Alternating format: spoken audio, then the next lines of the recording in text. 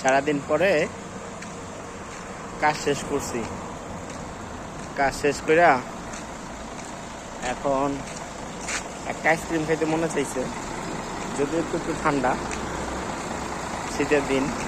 এখানে আবার 1.5 টাকায় আইসক্রিম পাওয়া যায়, 1 টাকা 50 পয়সা, মানে 2.5 টাকা আমি বইলেও গেছি।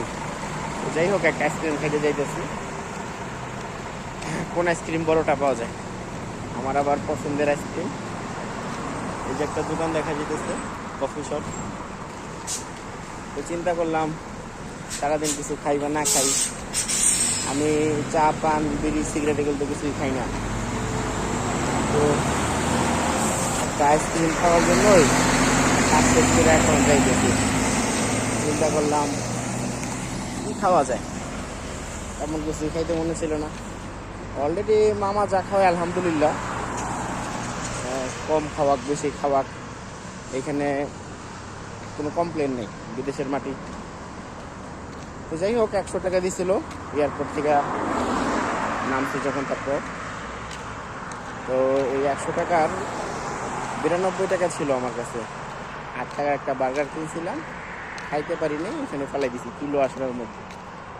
আর 92 টাকা থেকে 5 টাকা নিয়ে এসেছি একটা আইসক্রিম খাওয়ার জন্য। তো যাই হোক, আইসা পড়ছি এখানে একটা কফি শপে, কফি শপ না আর কি, সুপার শপে। সুপার শপের মধ্যে গেলে ওই ছেলেটা আবার চট্টগ্রাম ভাষা, চিটাগং ভাষা, তো বাংলাদেশি। তো এখানে একটা এখানের স্থানীয় ভাষায় আরবিতে বলে বাংলা। তো এখানে ও বিজনেস করে, ওর দোকানটা বেশ ভালোই। এখানেই আসছিলাম, ফার্স্ট টাইম আইসক্রিম খাইছিলাম, মেহেদি খাওয়াইছিল, এখন নিজের টাকায় খাওয়ার জন্য আসছি। হাঁটতে হাঁটতে এসেও পড়ছি, বেশি দূরে না, কাছেই।